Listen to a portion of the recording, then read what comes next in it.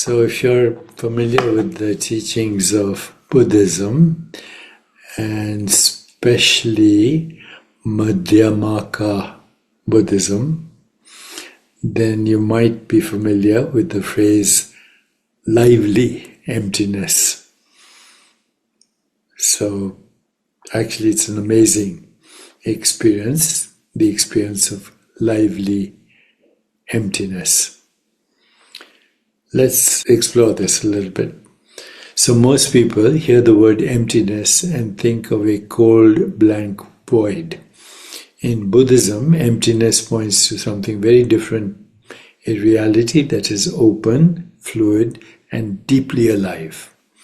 So in the next few minutes, I'd like to share with you how to experience this lively emptiness through simple contemplative practices, both on the cushion, if you want, on the yoga mat, or in daily life. So first, let's understand emptiness. When Buddhist philosophy talks about emptiness, it doesn't mean nothing exists.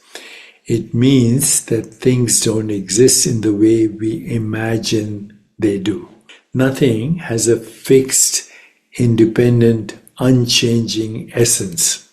Everything arises in relationship with causes, conditions, and our own interpretations. So think of a wave in the ocean. We can point to it, name it, and watch it move and crash. But before we go looking for a separate wave thing, independent of water, wind, gravity, and our own perspective, we can't find a solid core. The wave is real as a process, as a movement, but empty of a separate, independent self. Lively emptiness is this recognition, applied to everything: body, mind, relationships, and even our spiritual path. It doesn't make the world less vivid. It makes it more transparent, dynamic, and responsive. Let's begin with a classic contemplative exercise adapted for modern life. So if you're comfortable, you can do this gently along with me. First, find a relaxed, upright posture.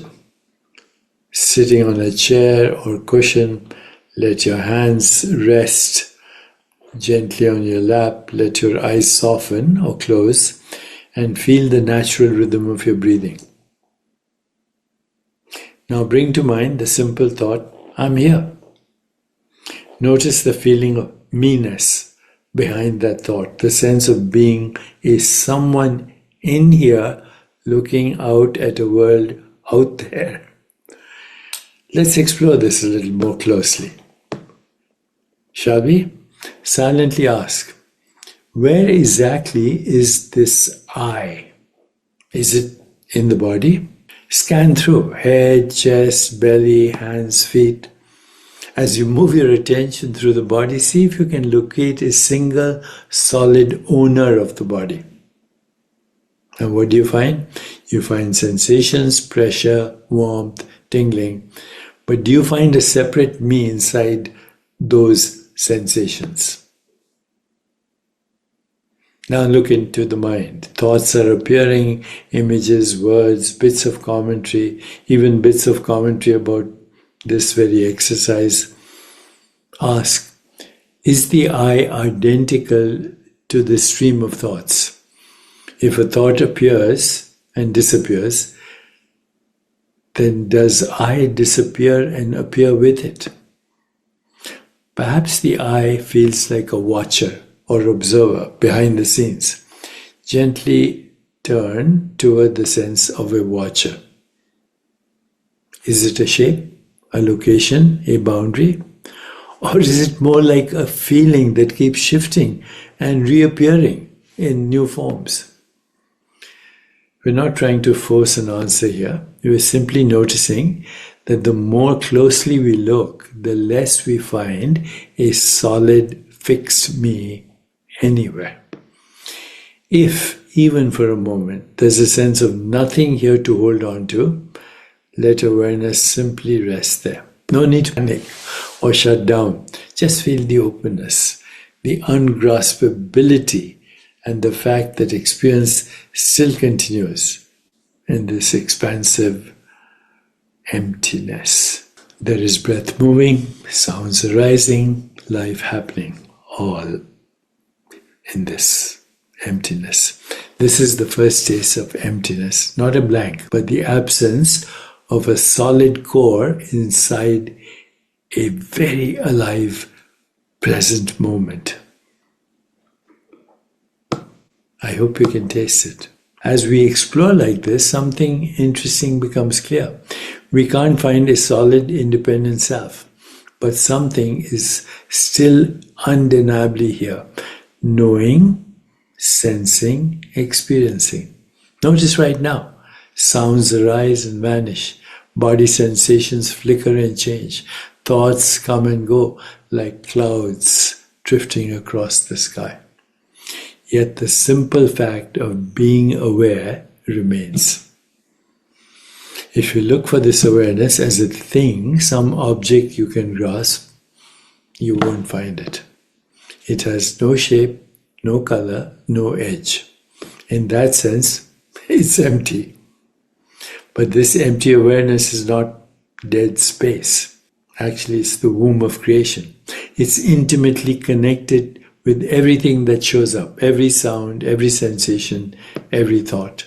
It's like a clear, boundless sky that doesn't add anything to the clouds, but without it, no cloud could ever appear. Lively emptiness is this paradox. The more we see that awareness and experience are empty of fixed essence, the more vivid, immediate, and fluid they become. Reality is no longer a rigid structure. It becomes a living dance.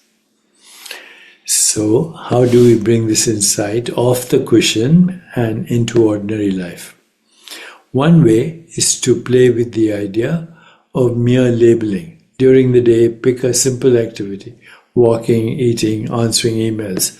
Silently note, a merely labeled I is doing a merely labeled action with merely labeled objects. I am walking becomes a moving body, changing sensations, thoughts and sounds currently labeled walking by the mind. I am stressed becomes tightness in the chest, a rush of thoughts, a story about danger labeled as my stress. We're not denying the experience, we're loosening the sense that there's a separate fixed me carrying a separate fixed problem. Another practice is to see daily life as dreamlike, not unreal, but light. When something feels very solid, an argument, a worry about the future, pause and ask, if this were a vivid dream I was having tonight, how would I relate to it?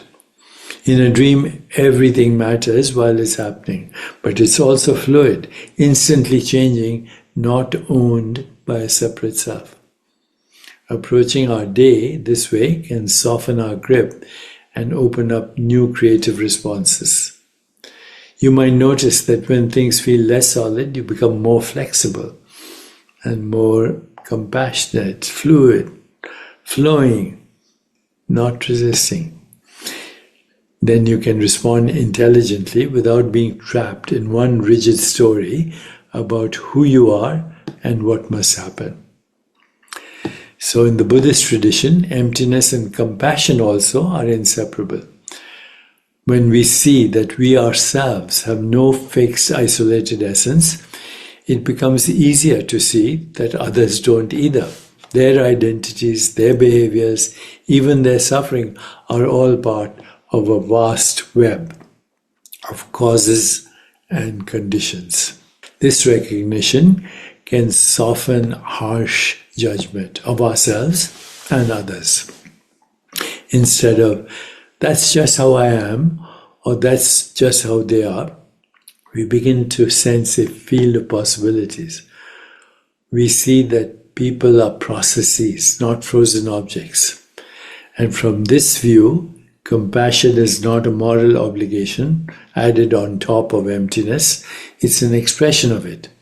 When reality is seen as open and interconnected, caring about others is simply what makes sense. So lively emptiness is not withdrawing from life, it's meeting life more fully with less fear, less rigidity, and more love. You don't have to grasp the philosophy at once. Even a few moments of gently questioning the solid I or seeing your day as dreamlike and lightly labeled can shift how reality feels. So, if you'd like, you can repeat what I shared with you, looking for the me, not finding anything solid, and resting in that open, aware space for just 10 minutes a day. Over time, the world may begin to feel less like a heavy, fixed structure and more like a living, playful, compassionate flow. So, thank you for sharing this with me. And if this resonates, you might try sharing these reflections with someone in your life who is ready to discover emptiness as something deeply alive, lively emptiness. Sarvam Khalvidam Brahma Tattvamasi.